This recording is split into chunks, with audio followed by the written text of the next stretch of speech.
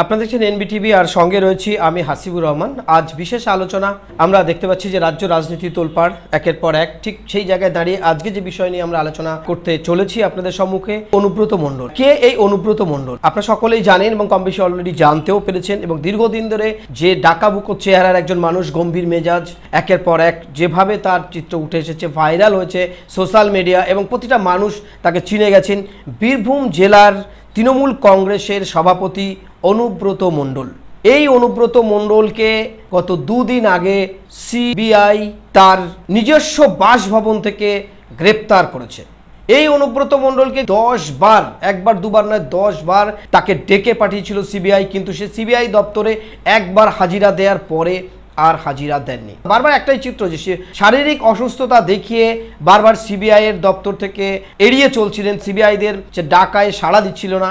বাধ্য হয়ে সিবিআই তার বীরভূমের বাড়িতে অর্থাৎ বোলপুরের বাড়িতে গিয়ে অনুব্রতকে ঘিরে তাকে অ্যারেস্ট করলেন। কে এই অনুব্রত? অনুব্রত হচ্ছে 1998 সালে রাজ্যের মুখ্যমন্ত্রী, বর্তমানে যিনি তৃণমূল কংগ্রেস অর্থাৎ কংগ্রেস ভেঙে তৃণমূল কংগ্রেস যখন শুরু করেছিল, একসঙ্গে যারা এসেছিলেন সেই প্রথম সারিতেও ছিল অনুব্রত। এই অনুব্রত কে আমরা একটু সংক্ষেপেই বলবো। তার আগে আরো একটি খবর আপনাদের জানিয়ে রাখি, তৃণমূল কংগ্রেসের ন্যাশনাল ভাইস প্রেসিডেন্ট হিসাবে যিনি জয়েন করেছিলেন 23শে নভেম্বর 2021, পবন কুমার বর্মন, তিনি আগামীকাল একটা টুইট করেছেন তিনি তৃণমূল দল ত্যাগ করছে। তার কারণ তিনি অনেক কিছু দেখিয়েছেন। তার আগে আমরা যেটা দেখতে পাচ্ছি একের পর এক, প্রথমেই পার্থ চট্টোপাধ্যায় অ্যারেস্ট হয়েছেন, আপনারা জানেন এখনো জেলে আছে। পার্থ চট্টোপাধ্যায়ের কাছে কোটি কোটি টাকার সম্পদ পাওয়া গেছে, বিভিন্ন জায়গায় সূত্র মারফত জানা যাচ্ছে বিভিন্ন জেলায় তিনি সম্পত্তি কিনে রেখেছেন। এই 75 বয়সের পার্থ চট্টোপাধ্যায় যে প্রাক্তন শিক্ষামন্ত্রী, বর্তমানের মন্ত্রী এবং তৃণমূল কংগ্রেসের সেকেন্ড ইন কমান্ড বলা যায়, সেই পার্থ চট্টোপাধ্যায়ের চরিত্রের যে অবস্থা আমরা সে বিষয়ে যাচ্ছি না, নিশ্চয়ই বিস্তারিত শুনেছেন। ঠিক সেই জায়গায় দাঁড়িয়ে বীরভূম জেলার যে প্রভাবশালী, যার ইশারায় বীরভূম জেলা চলে, কার ক্ষমতা নেই তার বিরুদ্ধে কোনো কথা বলার, আজকে দিনে দাঁড়িয়ে সেই বীরভূম জেলা থেকে সিবিআই তাকে যখন গ্রেপ্তার করলো, দেখা গেল না কাউকে যে তার পাশে এসে দাঁড়াতে, দলেরও সেমন কোনো ভূমিকাও দেখা যাচ্ছে না। সেই সঙ্গে 1998 সালে যখন তৃণমূল কংগ্রেসে জয়েন করেছিলেন, সেখান থেকে লাগাতার তিনি দলটা করে আসছিলেন। কে এই অনুব্রত? যেটা নিয়ে বলতে আসছিলাম, অনুব্রত মণ্ডল 8 পর্যন্ত পড়াশোনা করে বাবার দোকানে বসতেন এবং ডাকাবুকো চেহারা, গম্ভীর মেজাজ থাকতেন, এবং প্রথমেই সে কংগ্রেস থেকে তৃণমূলে যোগদান করলেন।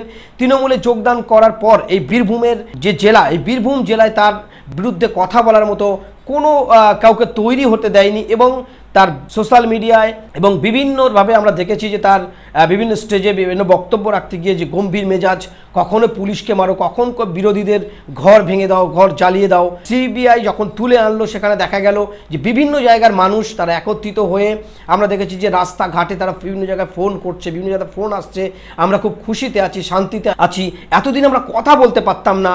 আজকের দিনে দাঁড়িয়ে আমরা যে চিত্র দেখছি যে তৃণমূলের এরকম একটা জেলার সভাপতি, তাকে যখন সিবিআই তুলে নিয়ে আসছে, সেখানকার মানুষ বাসে, অটোতে, টোটোতে, বিভিন্ন জায়গায় মানুষ, কেউ মিষ্টি বিতরণ করছে, কেউ হাসছে, কেউ ফুল বিতরণ করছে, কেউ নকুলদানা বিতরণ করছে, মানুষের উৎসবে মেতে উঠেছে। আজকে দিনে দাঁড়িয়ে সবচেয়ে বড় কথা, এই বীরভূমের যে জেলার সভাপতি অনুব্রত মণ্ডল ক্লাস 8 পর্যন্ত পড়াশোনা করার পরেই বাবার দোকানে থাকতে থাকতে তৃণমূল দল, তারপরে 1998 এবং 2018 সালে এই বীরভূমে একদম বিরোধী শূন্য, না পঞ্চায়েত, না লোকসভা, না বিধানসভা, কোনো রকমভাবে তার দলের পক্ষ থেকে তাকে যেভাবে ক্ষমতা দেওয়া হয়েছিল সে সেইভাবেই কাজ করে গেছে। কিন্তু আজকের দিনে দাঁড়িয়ে যে চিত্র দেখা যাচ্ছে যে অনুব্রত মণ্ডল যখন অ্যারেস্ট হয়ে গেল, অলরেডি আমরা দেখেছি সৌগত রায় একটি প্রেস কনফারেন্স করে অলরেডি বলে দিয়েছে যে পার্থ চট্টোপাধ্যায় আমাদের লজ্জা, কিন্তু অনুব্রত দেখা যাক সে কোন দিকে যায়। তার যদি তার দোষী সাব্যস্ত হয় তাহলে দলও তার পিছনে তার সঙ্গে থাকবে না, তিনি বলেছেন সাংবাদিকদের সামনে এসে। ঠিক সেই জায়গায় দাঁড়িয়ে আবার যে চিত্র উঠে আসছে যে অনুব্রত মণ্ডল এখনো পর্যন্ত সিবিআই হেফাজতে আছে। সেই সঙ্গে আমরা যেটা জানতে পারছি যে রাজ্য রাজনীতি উত্তাল, একের পর এক বিরোধী হিসাবে যেমন সিপিএম, কংগ্রেস, বিজেপি চোর চোর চোর করে সারা রাজ্য জুড়ে তারা মিটিং মিছিল করছে।